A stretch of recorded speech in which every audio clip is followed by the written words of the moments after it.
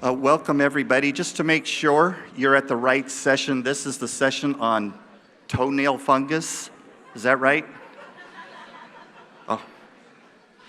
Unless you want to do pharmacogenomics, we'll do that instead. Okay. As always, we like to start by reminding you that this session will include a panel discussion after the speakers have completed. And we use the tool Pigeonhole. There's the information on how to access that. Go to pigeonhole.at, and when you get there, you put in the code PIC24, and that gets to this meeting. And that's where you can enter your questions for the panel after the speakers are done. So let's get started. Hello, everyone. My name is Grant Wood. I am the CEO of the Global Genomic Medicine Collaborative. I've been CEO for all of 7 weeks, so I'm still trying to figure out what my day job is. But it's a pleasure to welcome you to this session on pharmacogenomics, where we will explore how specific population data and regional implementation practices are being used to make more informed decisions about medication and dosing. This is not just about understanding the science, but also about translating that knowledge into real-world healthcare settings where it can make a tangible difference in patient outcomes. We'll be discussing key topics such as implementing preemptive pharmacogenomics in healthcare systems and how these efforts are moving us closer to the goal of precision medicine. Our speakers will share insights on the challenges and successes of clinical pharmacogenomics implementation, showing us how what once seemed like a distant dream is now becoming a reality. I'm excited to hear from our esteemed panelists today and to engage in a discussion about how we can continue to advance this critical field. Thank you for joining us, and let's get started. So I'm going to introduce our first speaker, Dr. Elaine Lowe. Dr. Lowe is a senior pharmacist, a clinical pharmacist at National University Hospital. Her daily clinical work involves an extensive range of specialties, including immune therapeutics, inflammatory bowel disease, rheumatology, allergy, nephrology, intensive care, and solid organ transplant. She is also involved in the research in gastroenterology and pharmacokinetics. So, Elaine?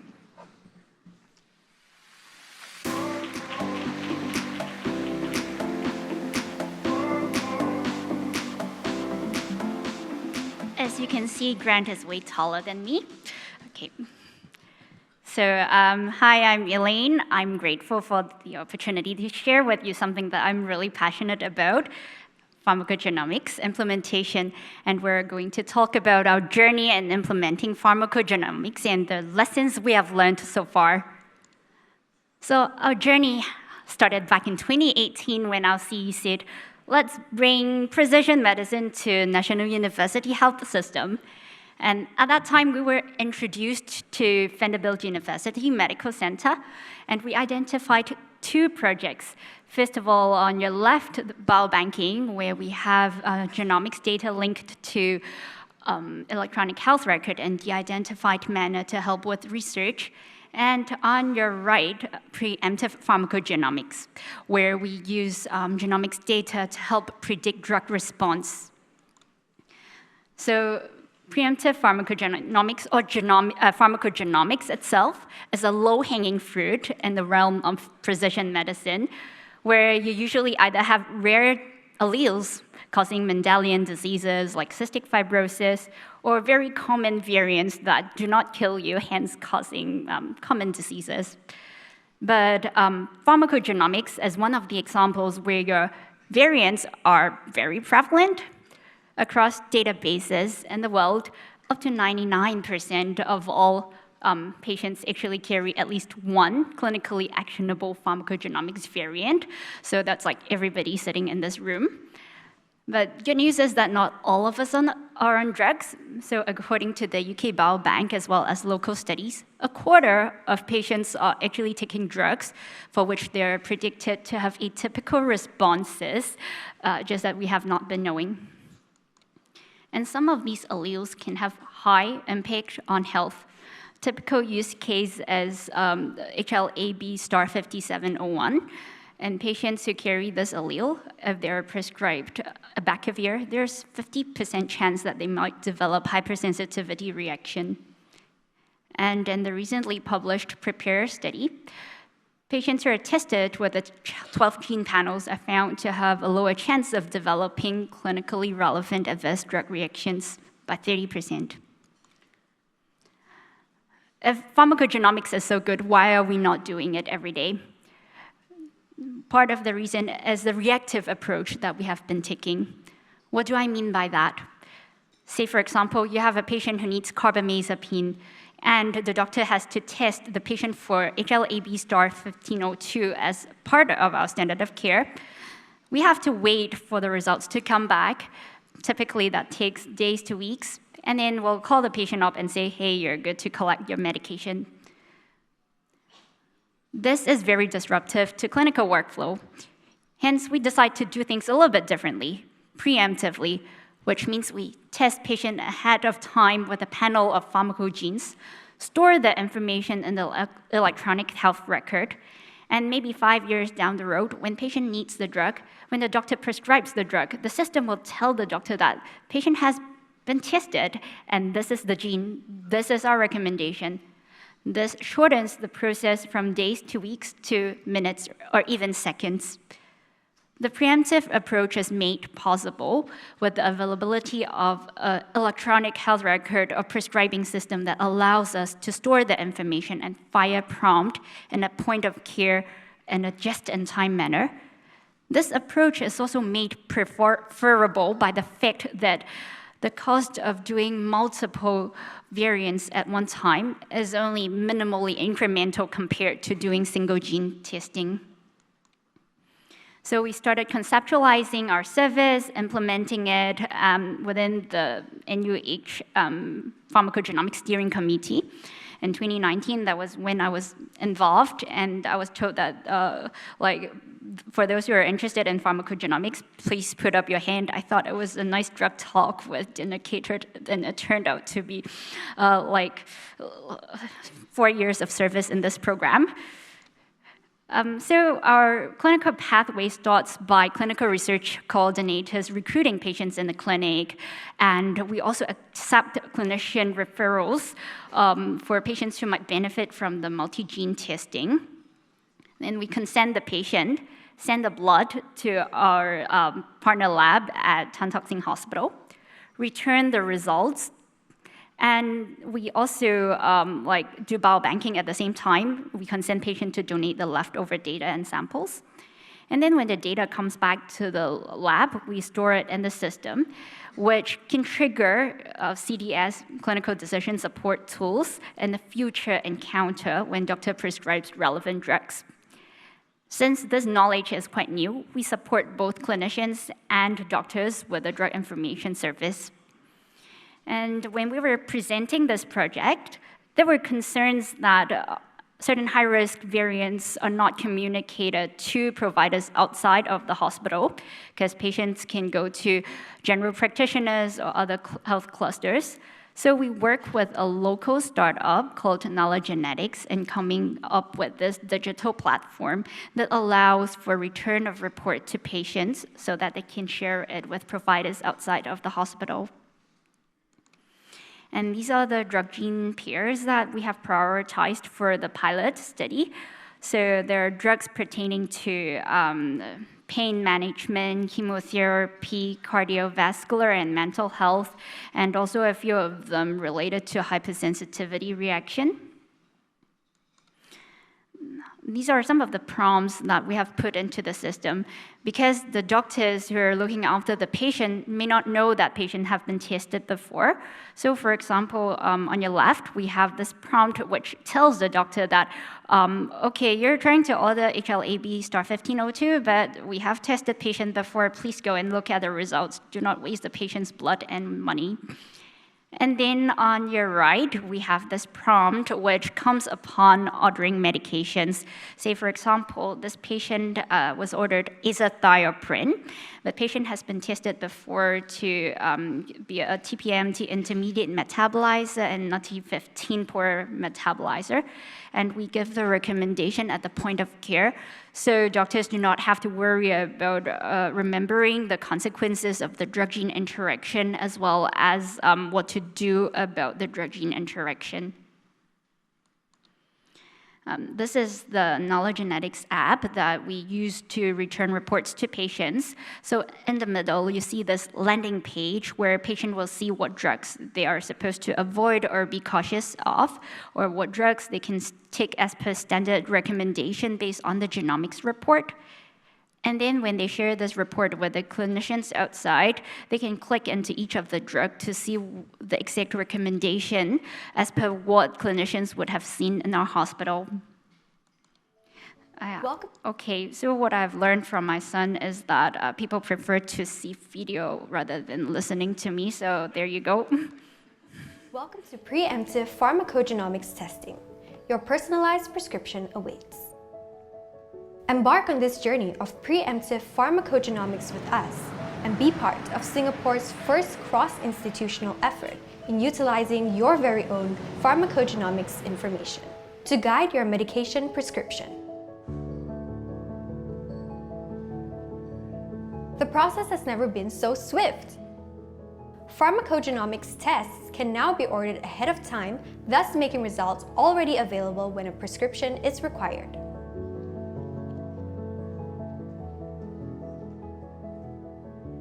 This is called preemptive pharmacogenomics testing.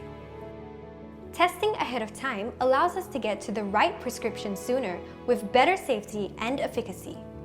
Patients who are receiving care at our institutions are invited to join this program. Patients who might benefit from multi-gene PPGX testing are briefed about the program before they consent to proceed with testing. Your blood sample will then be collected and sent to the laboratory for genotyping.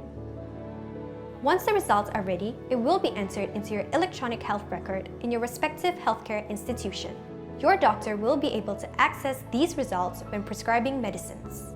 You will also be able to access the results via a digital platform if you have consented to sharing the information. The app will provide recommendations based on your genomic results. The recommendations are the same as what will show up in the hospital's electronic health record. You may also share your pharmacogenomics report with doctors outside of participating institutions. Our pharmacists are also available to review your pharmacogenomics report with you upon request. With your permission, your genetic data will be stored and made available for future research. Your personal information will be removed from the data to protect your privacy. We look forward to having you be part of this exciting journey of personalized medicine.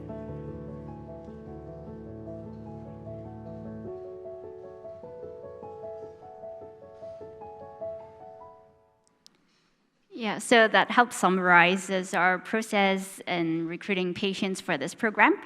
And then in 2022, we got this grant from Precise to conduct this clinical implementation pilot. And then from there, we involved other healthcare clusters. So now we have representation from all three healthcare clusters, as well as from the university itself, and the participation of this effort. And here are some of the three major pillars that support the program. First of it being clinical implementation, where we recruit patients. And as of July, we have more than 1,500 patients being recruited into the program. We spend a lot of time engaging the clinicians, so we present at clinical board and conduct roadshows at various clinical departments. And we make posters, logo, videos, and brochures like what you have just seen to socialize this idea not only with the clinicians, but also with the public. And we also, like what we mentioned, support this whole service with the drug information service. Informatics is very, very important. It's a major pillar in the sense that we deliver most of the interventions through the BPAs, which are best practice advisories in EPIC. They are like prompts that tell clinicians what to do. And in order for that to happen, a lot of things go behind the scene. So external lab results tend to come in as PDF, that's not readable by the computer system. So we spend a lot of time trying to configure that into a discrete result that's readable. And then we also have dashboard to monitor the firing of these BPAs so that we can tweak the design. And we also have this in-basket message, which is designed to help to alert the pharmacogenomics team about important drug-gene interaction so that they got dealt with before the patient sees the doctor, which could be like 6 months later. And also the digital platform in collaboration with Knowledge Genetics to help return report to patients. And this goes hand in hand together with our last pillar, which is training and education. Because if our clinicians, our workforce is not trained to use pharmacogenomics knowledge, they would just dismiss the prompt as many other prompts in our prescribing system. So we train pharmacists at 2 levels. The specialist levels, which are usually subject matter expert, we equip them with pharmacogenomics knowledge so that they can use this in the daily clinical practice. We also train everybody to have basic competency in interpreting the best practice advisory and know when to escalate, and know the caveats of the use of pharmacogenomics in practice. Education starts from young, so we collaborate with NUS Pharmacy in developing undergrad and postgrad curriculum for teaching pharmacogenomics. We also have a few student projects running to pique students' interest in pharmacogenomics. And we conduct courses and talks for advanced practitioners, primary care physicians, and our residents as well, to get them to familiarize themselves with the knowledge as well as what to do when they see the prompts. And last year, we also had this pharmacogenomics expert coming from Mayo Clinic to help rah-rah for the use of pharmacogenomics within the healthcare setting here. So here are some of the stats that have up to July this year. So up till July this year, we had 2,905 prompts firing for 741 patients. But majority of them are the passive prompts, which are like banners in the background, don't really interfere with prescribing. The interruptive prompt that you have seen just now, there are 198 of them for 109 patients, of which 30 resulted in prescription change and 4 where prescription changes were considered. And for the Drug Information Service, we received 93 inquiries. Most of them were from patients either volunteering themselves for the study or asking for report review, which was conducted in 138 patients. Here are some of the examples that I take out from our progress notes to demonstrate how physicians have been changing prescriptions based on some of these prompts. So the first one being a stroke patient who is tested to be a CYP2C19 intermediate metabolizer. The clinician explained to a patient that clopidogrel may not work so well for you, so they switched to aspirin. The second is a gout patient who has started on allopurinol but found to carry HLA-B star 5801. And they discussed and decided to switch patient to Fabusostat. And to be frank, I'm very glad to be in this project. I used to cover ICU, and in my short professional life, I've seen 3 patients dying of allopurinol-induced hypersensitivity reaction. So it's very good to know that we're in this effort to help prevent some of these from happening. And when you have pharmacogenomics information in the system, people start to think beyond what can be answered by the BPA itself, and that's where the Drug Information Service comes in.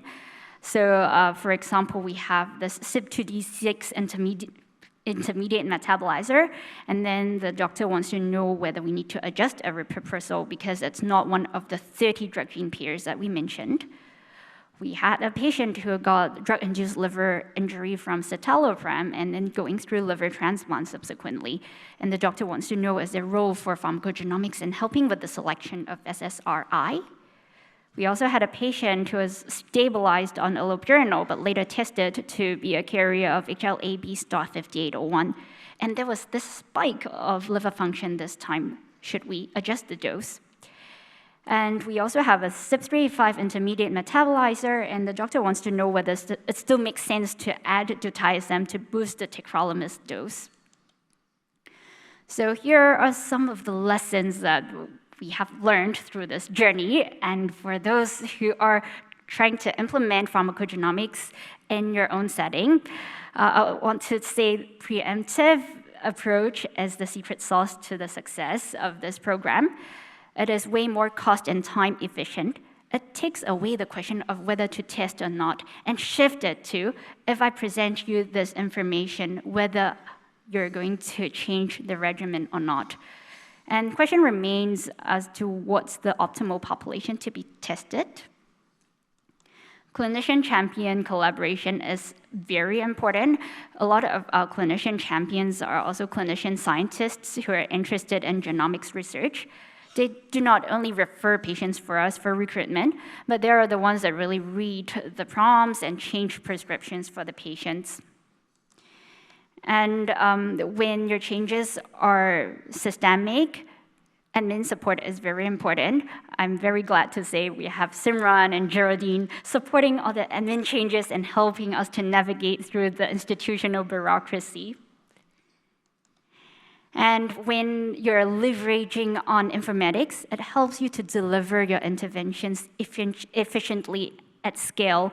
Right now, we're leveraging on the BPAs as well as the knowledge genetics platform. In the future, we are also looking into using e-consent to help facilitate the process of consent and recruitment, as well as configuring the genomics module and EPIC to help deliver the genomics information in a more organized and systemic manner. And last but not least, training, education, and engagement. Yesterday, one of my clinician friends came up and told me, well, I saw this statin prompt, but I'm not so sure what it is about. So it is important to train your workforce so that they can understand, to appreciate. And we cast our net very wide, from undergrad to subject matter experts, from pharmacists to other healthcare professionals like doctors, advanced practitioners, as well as the public. Some of the take-home messages: pharmacogenomics is a low-hanging fruit in terms of the clinical implementation of precision medicine, given the prevalence of the variants and the potential impact on health. And taking a preemptive approach helps you to bypass some of the barriers associated with the adoption of pharmacogenomics in your practice. Clinical implementation, informatics, training, and education are some of the most important pillars in supporting the delivery of preemptive pharmacogenomics. And with that, I'd like to thank everybody for coming in, and also my team, who has been very supportive, not only my admin team, my informatics team, but also other collaborating pharmacists and doctors, and as well as the NUS team for the pharmacogenomics cost effectiveness analysis. So thank you.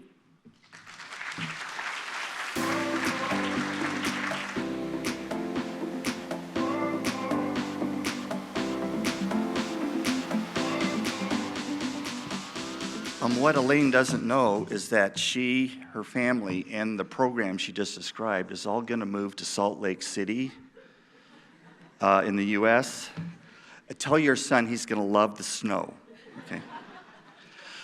Our next speaker is Collet Dandara. Collet is a professor of human genetics, principal investigator of the Pharmacogenomics and Drug Metabolism Research Group at the University of Cape Town.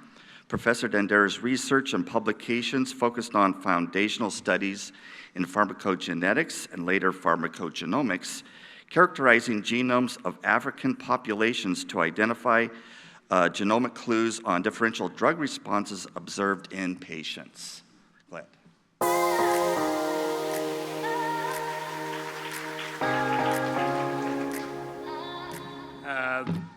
Thank you very much for this opportunity to present to this audience. I really would want to first thank the organizers for the invitation and support to come to this conference. I will follow on the footsteps of my colleague Elaine. Thank you for showing all the background. I will skip some of my slides to just support my chair with time. So just to start, we all understand that many drugs have side effects. And I'm going to tell you a story showing some of the data that we've generated through harnessing the genomes of African populations. And we do this in our research facility at the University of Cape Town in South Africa. So this is the group. Many have passed through the group, got their degrees and left. Most of them are absorbed in the West, Europe and America. So we constantly trying to generate more expertise, but we can't retain them. So let me go to the gist of my talk. Safety of drugs varies from drug to drug and from disease to disease. If you look at roughly a spectrum of diseases, you will get that when you look at efficacy and failure rate, there is variability across the diseases as well as across drug classes. So this issue is compounded by adverse drug events. And a study in the US has shown that between fourth and sixth place, adverse drug reactions are the most cause of death globally, and they really consume a lot of healthcare resources. So we think pharmacogenomics actually has got a role to play in terms of trying to tease out the issues to do with variability in drug efficacy, drug safety, as well as the associated adverse drug events. So in a sense, pharmacogenomics seeks to really give you drugs that are optimized in terms of efficacy as well as safety, trying to make sure that those patients who are ideally positioned are the ones who get the particular drugs. But I want to take a step back and say, as we do our pharmacogenomics research, we are informed by the prevalence of diseases that is in our situation. You will see that when we talk about pharmacogenomics, it might seem as though that whatever is done in one part of the world would be the same, but you will discover that our disease conditions across the world differ. Africa presents mostly with an infectious disease burden, whereas other parts of the world, developed world, you see there is a non-communicable disease burden.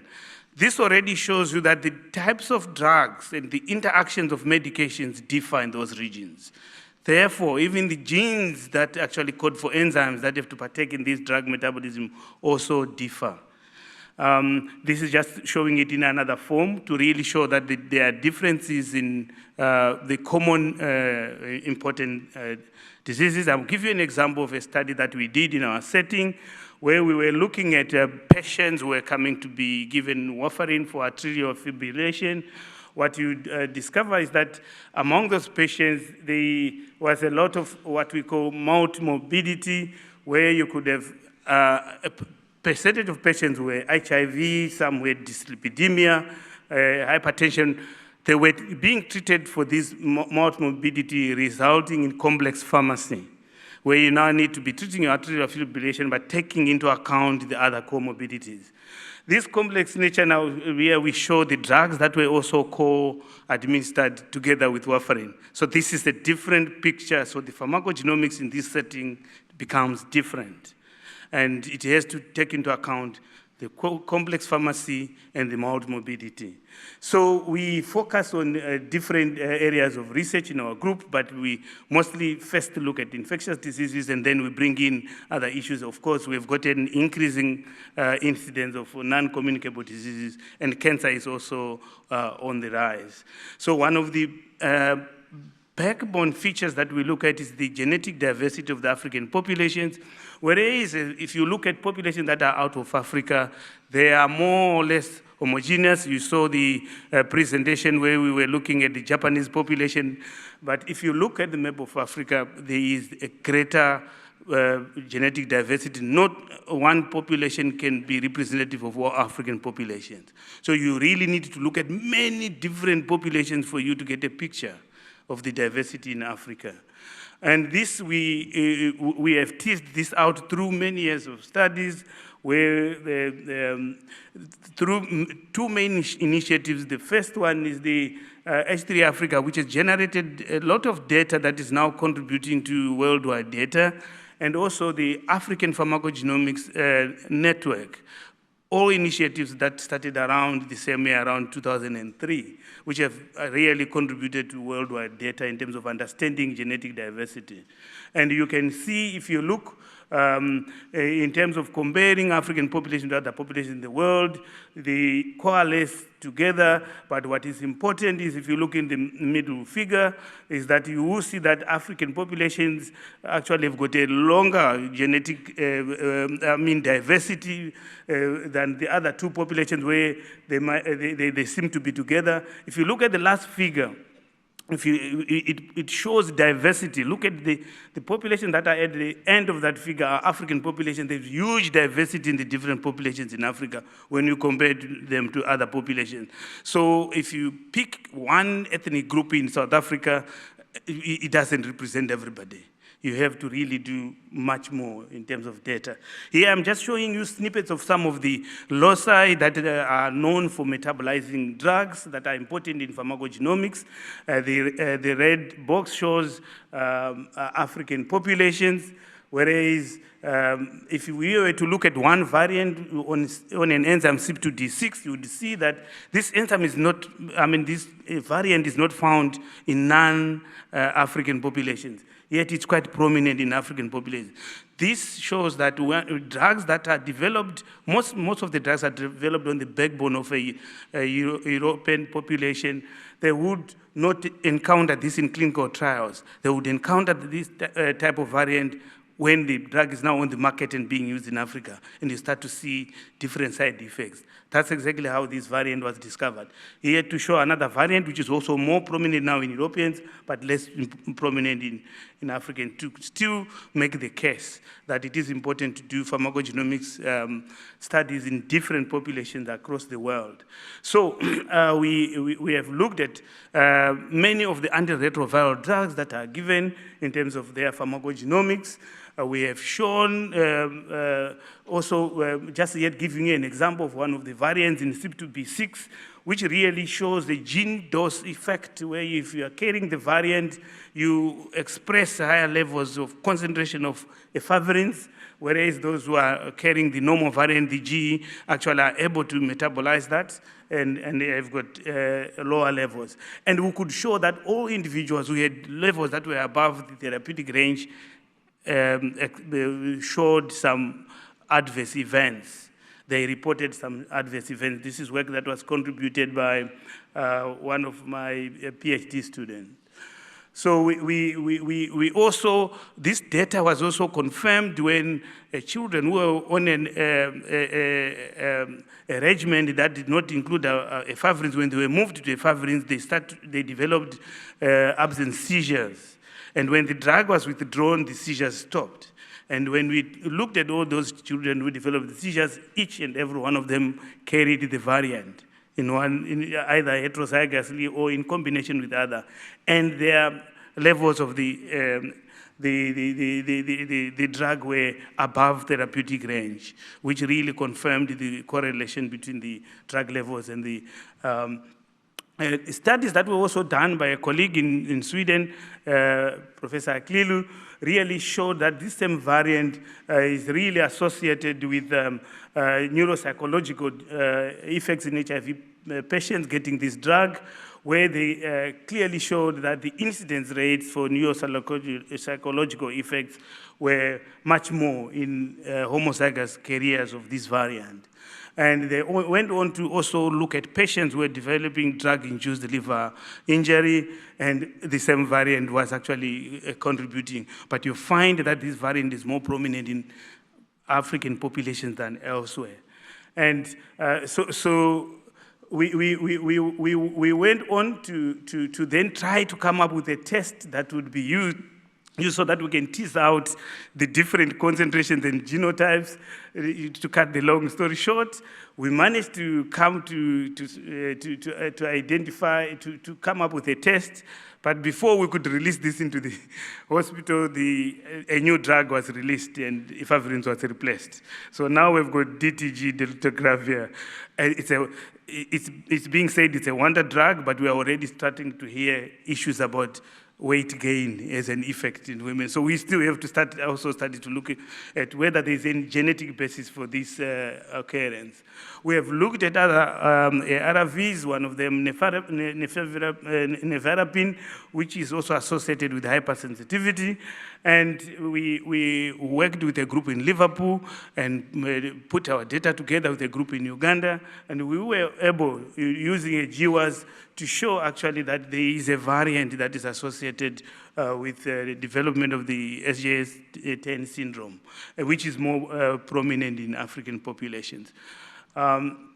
I will skip my slides on pharmacogenomics of herbal products, but I'll go on to then talk about the statins. We're also very much interested in statins because nowadays doctors just throw in statins if you go for treatment for anything, because they are considered to be very safe. But what we have discovered is we did a pharmacokinetic study where we showed that if you give healthy volunteers a standard dose of rosuvastatin, you get variability in the profile of the drug. Normal. We then said, okay, there are studies that have been done elsewhere in Europe and in Asia where they've teased out the profiles and found the underlying genetics, and these were on two loci, SLC and the ABCG. When we looked into our population, we found out those variants reported in Asia and Europe were not present in this population.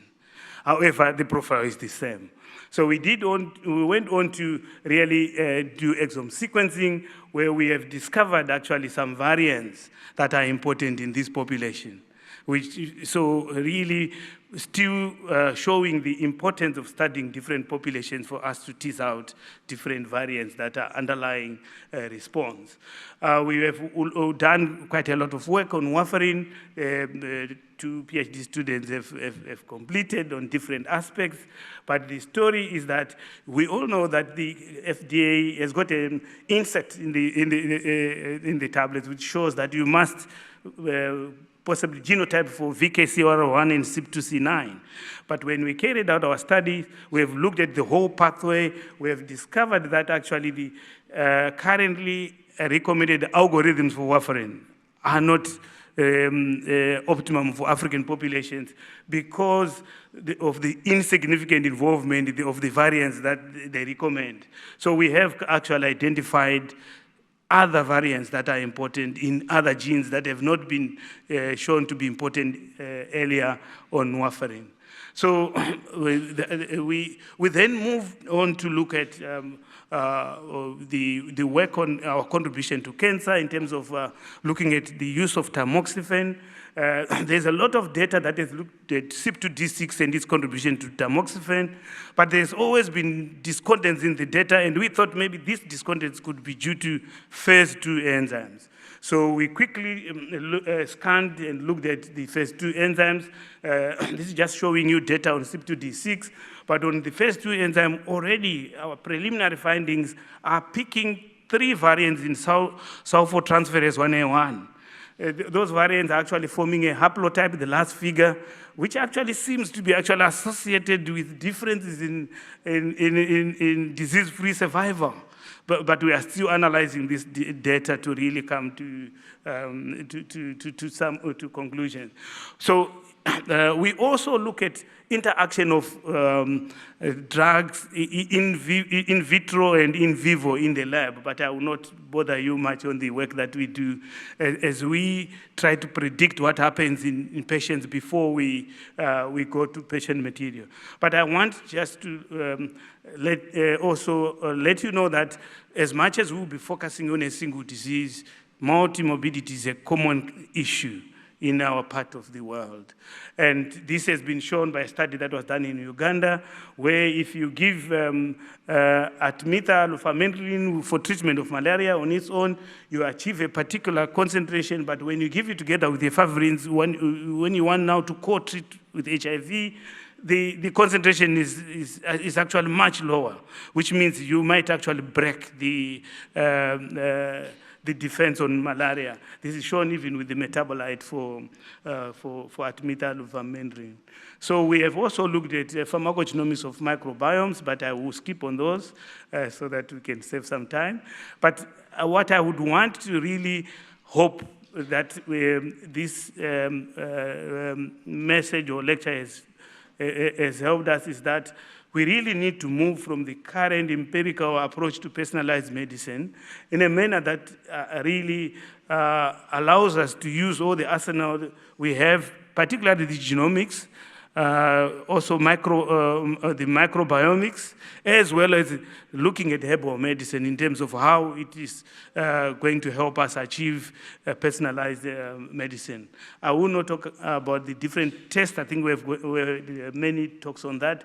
But effectively, I would want to go back to the previous speaker and say, I'm really excited by the initiative you have taken. We are also we are starting our journey. We have already started putting together a steering committee to say, how do we move forward to implementation?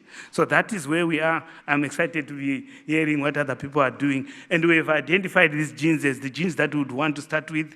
And I see they've got resonance with the genes that we have already started with. So I'm very excited that we will be learning from you. So in addition to all the work that we do, we also do science communication and also science for the community. So here we bring learners, or we go to their schools from the townships to have a feel of genetics in the lab. And also sometimes we do outdoor activities in terms of advocating for genetics. So I really would want to thank you for this opportunity. Thank you very much.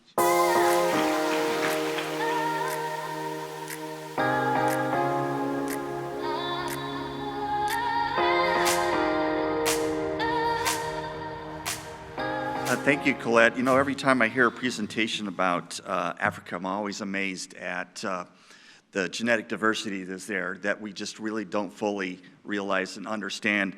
And I hear pharmaceutical companies are increasing their interest in doing studies in Africa because of that. Thank you, Colette. So our third speaker, Chonlaphat Sukasem, is a professor in clinical pathology and pharmacogenomics at the Department of Pathology, Faculty of Medicine, Ramathabodhi Hospital, Mahidol University, Thailand. Sorry for all that. He is head of Division of Pharmacogenomics and Personalized Medicine, and also serves as Chief of Laboratory for Pharmacogenomics since 2011. He is the founding member and appointed as a Secretariat of Southeast Asian Pharmacogenomics Association. Thank you.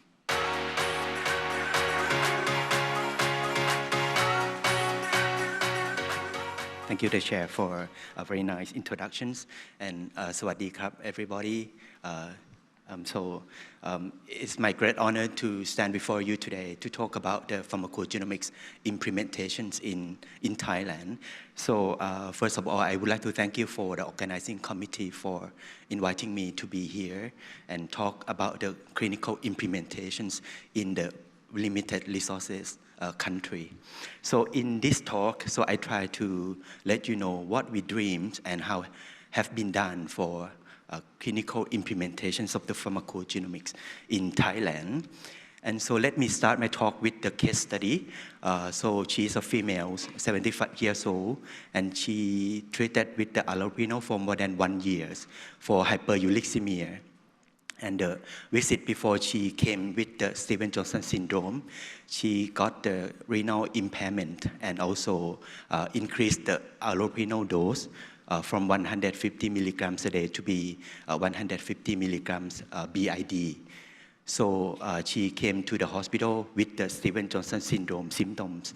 She got the necrotic sign, blister, and also skin detachment. And 10 days after, she turned to be toxic epidermal necrolysis. That is the most life-threatening adverse event for the drugs or the medicines. So after she came to the hospital, physicians request to do the pharmacogenetic testing. Why we don't did the pharmacogenetic testing screening before? Because she is a hyperuricemia. In the criteria of the screening in our country, we allow to do the screening of the allopurinol biomarkers for adult diagnostic patients only, not for hyperuricemia. So when we screen for the pharmacogenetics, we found that she is carrier of HLA-B5801 for one alleles. That is mean she is a positive. So for the Thai people who are positive of the biomarkers, they have a high risk of the allopurinol induced toxic epidermal necrolysis or the scar more than about 600 times compared with the non-carriers. So the questions from her son come after when we interpret the result, because her son also taking the allopurinol at that time. And so he have a question that should him stop to take the allopuriноls because he's scared to get the allopurinol-induced allergy as same as for his mom, his mother, and his grandmother from the family history. So in this presentation, I will let you know how pharmacogenetics can interpret and answer these questions appropriately with the evidence base. So in Thailand, what the pharmacogenetics was established well in Thailand in 2004, 20 years ago, that we started for the pharmacogenetic research from the government initiative. At that time, we used the microarray technique. That is the best technique at that time to do the research, and we try to translate the research into the clinical practices. So right now, we move forward from the reactive testing to the preemptive testing, preemptive pharmacogenetic testing by the next new government initiative project, which is we call Genomic Thailand. Because in the Genomic Thailand, we perform the whole genome sequencing for cancer, rare diseases, non-communicable diseases, infectious diseases, and also pharmacogenetics. And we hope that we can integrate the pharmacogenetics and precision medicine for the seamless patient care in our country. So the first biomarker that we discover and validate in our Thai populations, that is a HLA-B1502 for a carbamazepine screening. So as you may see that we take the long time, spend 10 years to get the national policy screening by the government support. From the first, we did the retrospective study to validate and discover the biomarkers, and we perform the cost effectiveness analysis to convince the policymaker for the national policy screening. We also do the pilot study for prospective screening and also develop the local guideline and also join with the international guideline, CPIC guideline for carbamazepine.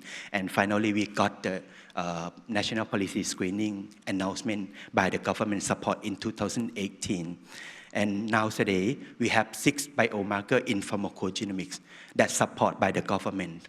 The patient no need to pay at all because the government pay for all screening and tests for the Thai people. So may I divide it for 2 groups of the biomarkers. In the red box, that is biomarker to prevent drug hypersensitivity and also severe cutaneous adverse drug reactions. And in the blue box, that is the biomarker for drug dose optimizations to maximize the efficacy and minimize the toxicity. And I will divide my talk into approach. So let me focus on the first biomarkers that we do the screening of drug hypersensitivity. In the past, we thought that the drug hypersensitivity or SCAR is idiosyncratic. Therefore, it's unpredictable and defined as a dose independent. By the pharmacogenetic research, we can know that that is not idiosyncratic actually, because the genetic of the patient is a predisposition factor for that adverse event. Therefore, we can predict and screen the patients and prevent the patients. So before prescriptions of such drugs, we prefer to do the screening before. The patients who are the carriers should be avoid such drug for the prescriptions. On the other hand, in the patients who are non-carriers, the medicine can be prescribed as a standard dose. And so this is, I summarize about the research of the pharmacogenetics in my groups, that we discover the biomarkers and also try to convince the policymaker to be adopted to be the national policy screening. So by our research, you may see that if you refer to the US FDA guideline, they may recommend to avoid phenytoin and also lamotrigine in the patients who are HLA-B1502 positive. But in our study, we found that just only oxcarbamazepine, that is not the good choice for the patients who are positive of the HLA-B1502. So I'm sorry that I tried to put the laser, I'm not sure. Okay. I'm sorry that it doesn't work. So therefore, from this study, phenytoin might be a good choice, might be a choice for the patients who are positive of the biomarker of carbamazepine that is different from the international guideline. Therefore, this is from the local population study. And moreover, recently we are now discovering the biomarker of the most common culprit drug worldwide, which is called tamoxazole or sulfamethoxazole. Recently, we discovered the HLA-B1301 that is high frequency in Thai populations, about 13%, that we are now trying to convince the policymaker to adopt that biomarker as a national policy screening. In this slide, I summarize about the criteria of the national policy screening for you here. So for the first one, on the left-hand side, that is a biomarker for carbamazepine, that the physician can order the screening for all indications of the carbamazepine, as I mentioned. However, for HLA-B5801 for allopurinol, just only for the patient who diagnosed as gout can be screened with the national policy support. But if they are not gouty patients, they need to pay by themselves. Moreover, for the HLA-B5701, is the biomarker that supported by the government. The patients, the HIV patients can screen if they would like to, if the physician would like to prescribe abacavir for them. For about the carbamazepine, as somebody else may know that they have an ethnic specificity in terms of the frequency, because in Japanese and Koreans and also Caucasians, they have the carriers of HLA-B1502. In that populations, they have the specific biomarker, which is HLA-A3101. But in Thai populations, we also have the people who are carry with that biomarkers, but they are not included into the package, because if we do the screening for both, the cost of the test might be higher, and it could not be implement as a national policy screening according to the cost. So if we compare between the type in Thailand and in other countries, that high-income country and upper middle-income country, so Thailand is the country that provides 3 or 4 major biomarkers, and Thailand is a country that the patient no need to pay at all, because all the screening support by the government. And so let's come back to answer the questions of these guys. So in the past, we have just only 2 choices, yes or no. But if we say yes to stop the allopurinol, we may think about the alternative choice. For example, febuxostat, that is very high cost. And if we change to febuxostat, we may increase the cost of the treatment of these patients too much. On the other hand, if we say no and let them get allopurinol, we may scare about the allergy as well because he has a family history. So now we have the pharmacogenetics to help to answer appropriately. So when you look into the family history here and in the pedigree, you may see that from the pharmacogenetic testing on the left-hand side of our case index, you see that he is non-carrier of HLA-B5801. And fortunately that in these generations, there have no members carry of the biomarker. And so therefore we let him continue treatment with the allopurinol. And until now, for more than 1 year, he still remain with the allopurinol as the same dose. That is what we can answer our patients. And so in Thailand, what happens if the patient is a carrier of 5801? So now we incorporate the pharmacogenetics into our healthcare systems. So if the patient is a 5801 positive, they have a chance to get the Febusostat without pay of charge because the healthcare system pay for them if they are the carriers. And let's move to the next approach that we use the pharmacogenetic for those optimizations. So we try to genotype the drug metabolizing enzyme and also transporter and optimize the dose to prevent the treatment failure, maximize the efficacy, and also minimize the toxicity by those optimizations. So this is summarize what we are doing, what we done for the research for pharmacogenetic in those optimizations. And 3 of our research has been implemented as a national policy support right now. For example, CYP2C19 for clopidogrel, for example, CYP2C9 for warfarin, TPMT, and also NUDT15 for thiopurine drugs in acute lymphoblastic leukemia patients.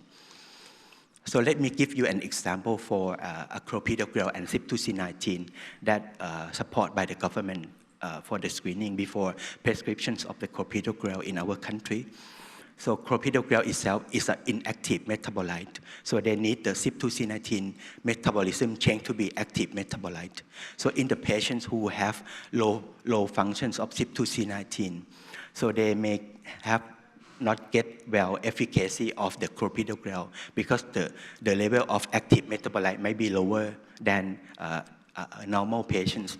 So from the frequency of CYP2C19 in our country, Thai people is 50% is non-responder of clopidogrel.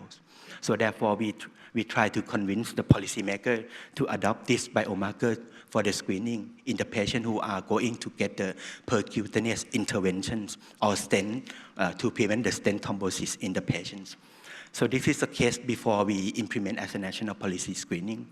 So this case, you may see that she got the percutaneous interventions, and the doctor suspected that her is a clopidogrel resistant or non-response of the clopidogrel because she got the acute stent thrombosis after did the stent for her, and the physician request to test the pharmacogenetics, and we refer to test for CYP2C19.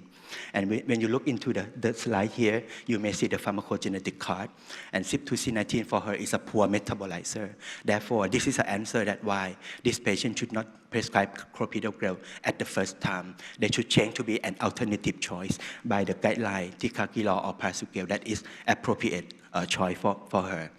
And however, in the clinical practices, in the real world, that's not just only for the genetics, but they have another factor for influence for the drug response. When you look into this case is the same, clopidogrel resistance. And when you look into the genotype here, you see that he is a normal metabolizer, and by the standard guideline, she can get the clopidogrel with the standard dose. So however, when we test the genotyping and we found no answer for this case, but when we look back into the clinical chart and do the med-reconcile of these patients, what we found that she got the concomitant drugs, which is omeprazole. The omeprazole is a CYP2C19 strong inhibitor.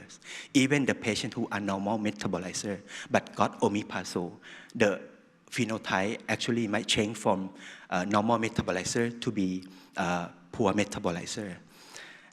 So in the US FDA guideline, in the drug labelings also recommend to avoid omeprazole and esomeprazole in the patients who are treated with the clopidogrel as well. So therefore, in the real world, pharmacogenetic itself is not enough to to get the precise answer for the patients. Therefore, we need to consider non-genetic factor as a precision medicine approach. For example, co-medications, the function of the liver and also renal, and also lifestyle of the patients, smoking status, for example. Moreover, in the Asian populations and also in African, as you mentioned, herbs and also supplement is also the problems in the clinical practices. So in this case, I will show you here. So you see that by the genetic testing, in this case, she is a CYP2C19 normal metabolizer.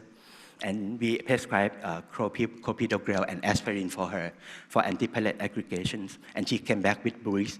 And so it means that she might be increased function of CYP2C19. So what happens? Because she got the supplement or herbs, that is a moringa.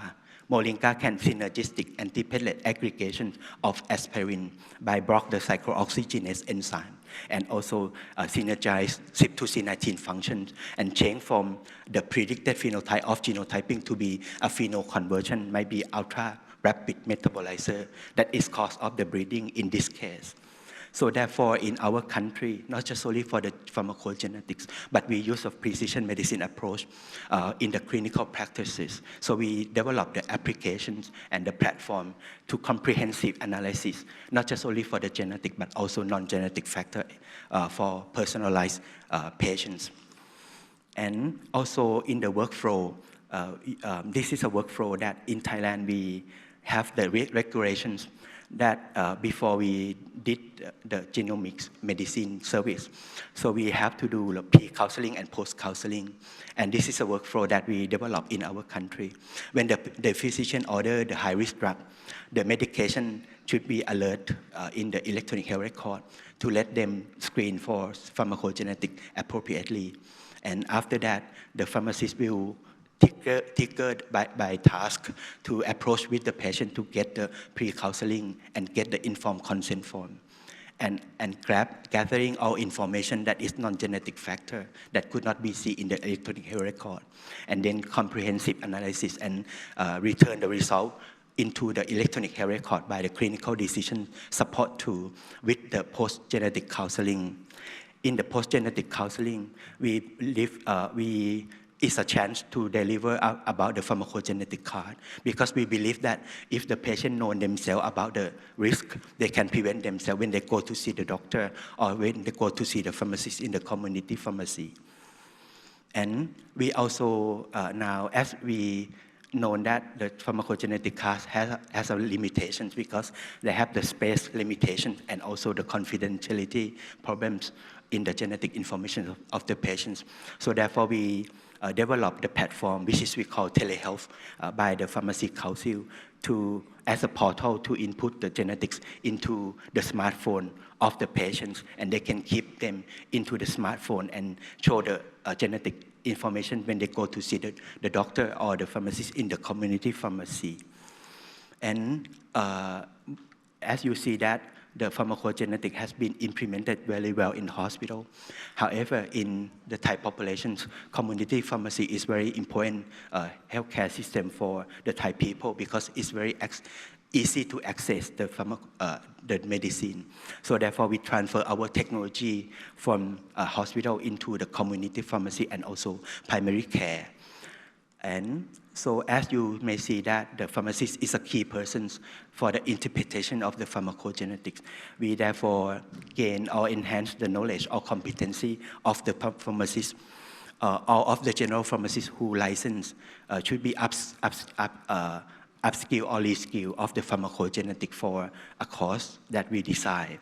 And that course or program integrated into the pharmacy school in every school, pharmacy school of the country to standardize and harmonize the pharmacists. And if they would like to go to be the specialty, they can upskill by the pharmacogenetics level 2 to be the specialty. And also if they would like to be the professional pharmacist in pharmacogenetics, they can admit into the residency training by the College of Pharmacogenomics and Precision Pharmacy.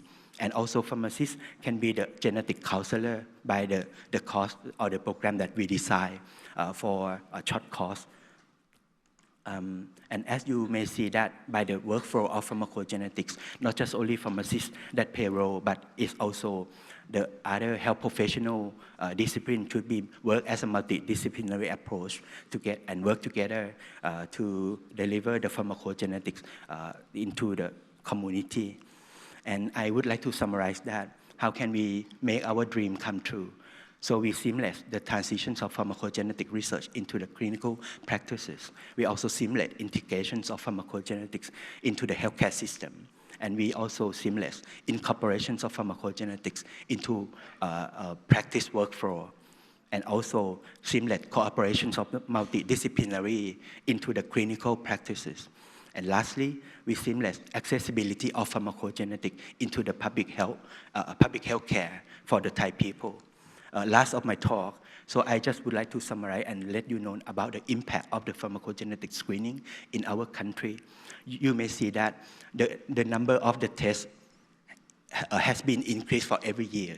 Conversely, on the lower panel, you see that the number of the SJS-10 has been dramatically decreased for every year as well. We hope that we can eradicate the severe cutaneous adverse drug reactions by the national policy screening and let the Thai people get the good health and better of life for the country. And thank you very much for your attention.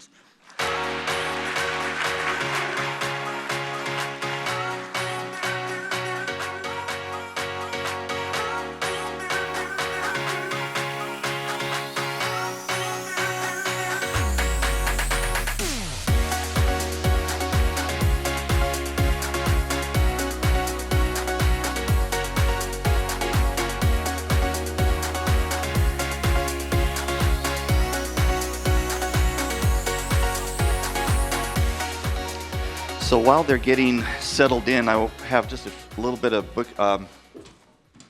announcements to make about this afternoon. There are 3 parallel tracks this afternoon.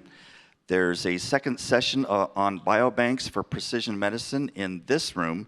This session aims to explore the pivotal role of biobanks in Asia, Europe, and the USA, and how they are facilitating the seamless transition from cohort studies to clinical application. The second track is on rare disease, and it's in what they say, the other room.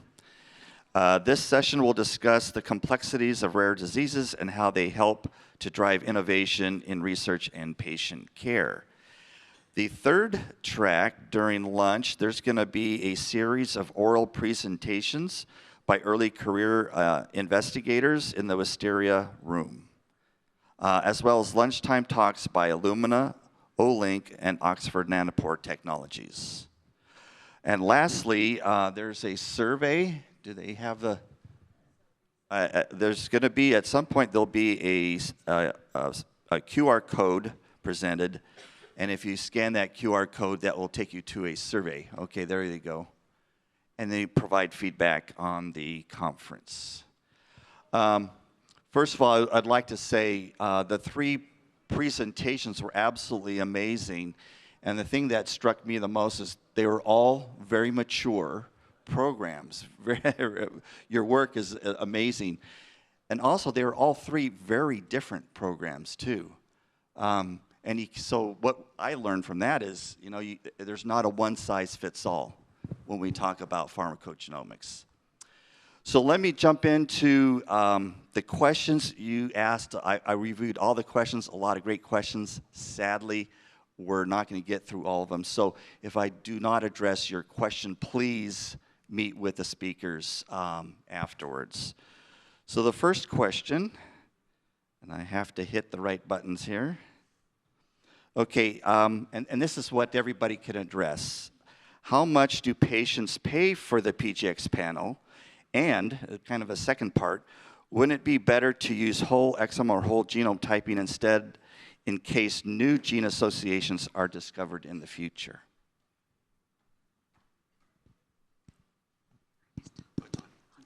Yeah, so can start with this. Right now, patients that are recruited for preemptive pharmacogenomics testing, they are not paying anything because the genotyping cost is covered by the grant itself. But then Tan Tock Seng Hospital is offering this panel as a paid service after the recruitment for the clinical implementation pilot has ended, and it's priced at around $450 per panel for 16 genes. Wouldn't it be better to use the whole exome or whole genome typing? Yeah, I do agree. Right now, we're running the platform on a microarray platform. I always have this little question in my mind: what if we want to return new variants in the future?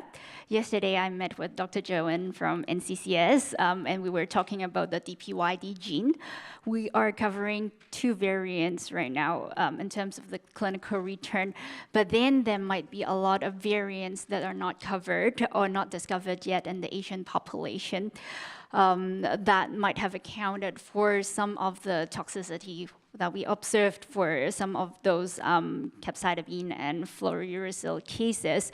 So definitely, whole genome sequencing, whole genome typing would be the best solution in the future, but that brings about other problems like the infrastructure to store the gigantic amount of information. How do you interpret some of the variants that you find, but are not certain of the association with the clinical outcomes? Thank you. In our case, we don't officially have clinical testing, but what we do, we have got clinician champions who we test their patients under research mode. So we testing these as individual SNPs. We are building up the list of SNPs that we want to put in a panel. I think the way to go, yes, will be whole exome and whole genomes, but still, like my colleague has said, the constraints of storage of data or analysis as well. It should be something that we should also invest in as we move in that direction. Thank you. Let me share from my experience. So in Thailand right now, we also offer the preemptive panel testing in the private hospital. So because it's not covered by the government's program. So in how much to pay for the patients, it depends on what kind of the platform or the panel that you offer for the patients. So in our hospital, so we can offer a very cheap panel testing because we design the genes and also the variant that should be detected according to the Thai populations. So we can customize, not do the whole genome sequencing or whole exome sequencing. We've offered 9 genes plus 9 genes of those optimizations and plus 2 HLA genotyping by 1,000 test, 1,000 cost, 1,000 price. And therefore, I would support for Elaine that the test that should be offered for the preemptive testing should be interpret and can be used into the clinical interventions. If you test but don't know about the functions, that no meaning, you see. Therefore, the price that depend on how you customize the panels fit into your populations, and you can offer cheaper price if you design by your pharmacogenetic frequency database of your populations. Yeah. No need to do a big panels. Yeah. Thank you. So the next question is, what technology do you use for genotyping and creating PGX reports? Does it include CYP2D6 structural variation? I think that's for all of you. Okay, so the technology that we use, we have a lot of many platforms: whole genome sequencing, whole exome sequencing, microarray, and also real-time PCR.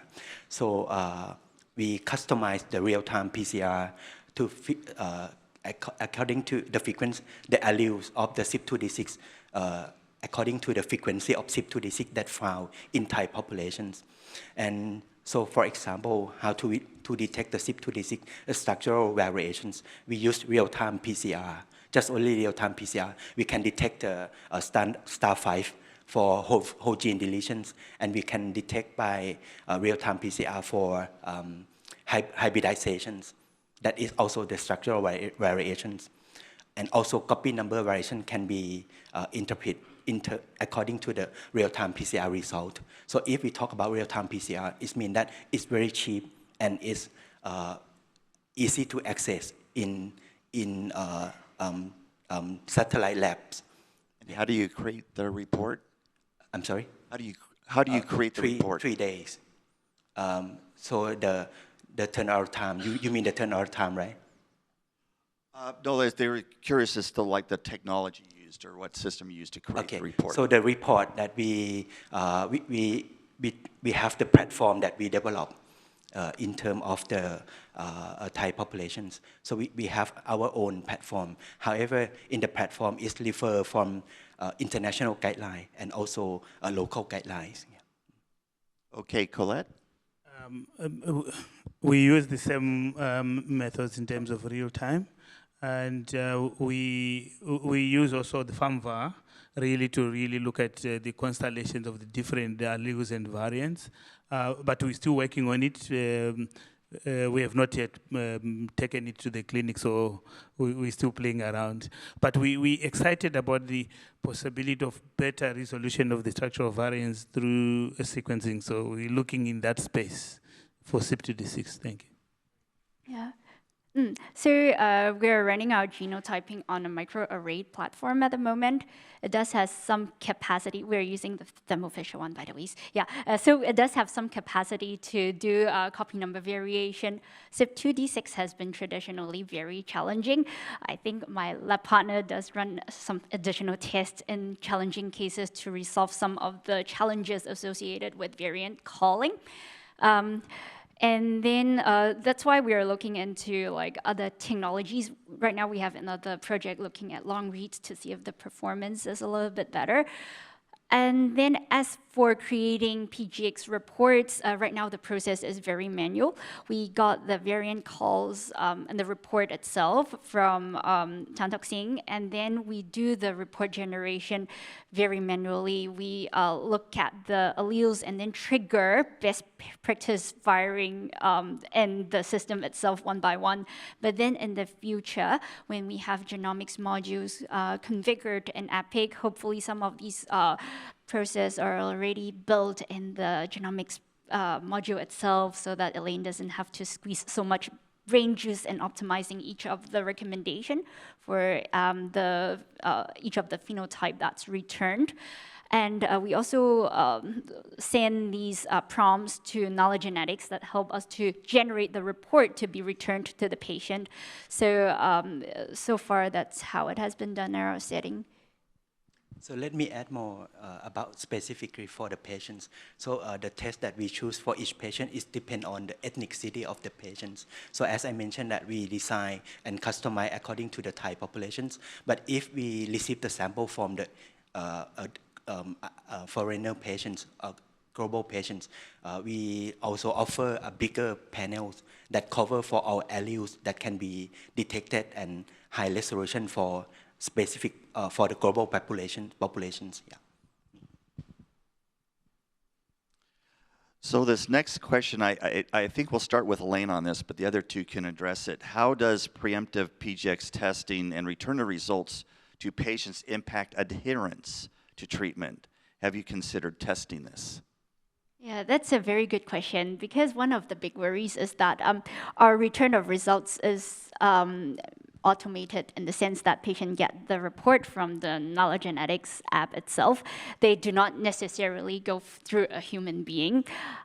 Greatest worry is that, say, patient has been taking allopurinol for the past 10 years or carbamazepine for the past 10 years, very stabilized, and then they see on the report itself saying, hey, you got this HLA-B1502, you might get very bad skin reaction, and all of a sudden they stop their own treatment, and then the symptoms and say trigeminal neuralgia or seizure comes back. So this is one of our greatest worries. So we have this disclaimer to say on the app itself that there are a lot of factors affecting how people respond to drugs. So do consult your physicians before changing any of your regimen.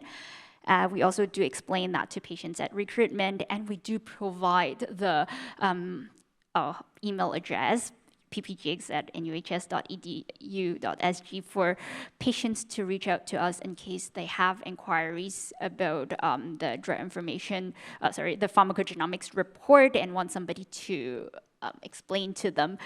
It would be very interesting to study this. It's a little bit hard to study this from the patient perspective because we do not routinely call them up to check the compliance. But then we have been studying that in the clinician side, where there's also this fear where when we show prompts to the clinicians, they're worried, and then they stop the regimen even when it is not needed. Yeah, so we have been routinely tracking to make sure that the prompts are dealt with appropriately from the clinician side. Okay, thank you so much, Cap. So in my setting, so we return the result incorporate into the electronic health record. So for the preemptive testing, when the patient come to the hospital and the doctor can access to that information, even they go to the other clinic and they can see the information in the electronic health record. And also we return the result in the mobile phone or mobile app. And the patient can use that and interface or talking with the pharmacogenetic professional to adhere them about the pharmacogenetics information with the medicine that they are going to treat it. Yeah, that is the approach that we use for the preemptive pharmacogenetic result. Yeah. Okay, the last question. In your country, in the future, could it be feasible for patients to reuse newborn screening data, whole genome sequencing data, for BGX clinical decision support throughout their life? Why or why not? Yeah, actually, I think it makes a lot of sense. It's the same genome. It doesn't change through your life unless you go through a transplant or whatnot. So this is some of the things that we're trying to sort out maybe in the phase 3 of our National Precision Medicine strategy. How do we collate some of these efforts? It doesn't make sense for you to go for a newborn screening and then cancer screening and then pharmacogenomic screening. It's all the same genome. Yeah, so the challenge is really in collating all these efforts and the informatics support. How do you store these data and then return results as needed in the point of care when doctors are seeing patients? Yeah. I think it's a very good question. We have been advocating for the use of genomic sequences to be done like we do with identity cards, where you are born, you get it, like a birth certificate that you must get it. But I think there was always been a question of cost. I think it should be quite feasible to, if we've got storage power and good regulatory mechanisms, to reuse that data. Thank you. Okay, so why not, if you already done for the whole genome sequencing, why don't you grab gatherings the pharmacogenetic information from that, return to the patients? So that is the standard practice that we should. So however, if you would like to implement as a newborn screening for pharmacogenetics, it depends on the cost of the whole genome sequencing. If it's cheaper, and it's early to now it's early to answer because it depends on about the cost effectiveness analysis. So we have to waiting for the preemptive cohort study that is benefit than the risk. I think that we have to waiting for the information of the cost effectiveness. Yeah. Well, thank you. Our clock here says 0. So we'll go ahead and stop and let us enjoy our lunch. But please join me in thanking this panel for a great presentation and great questions.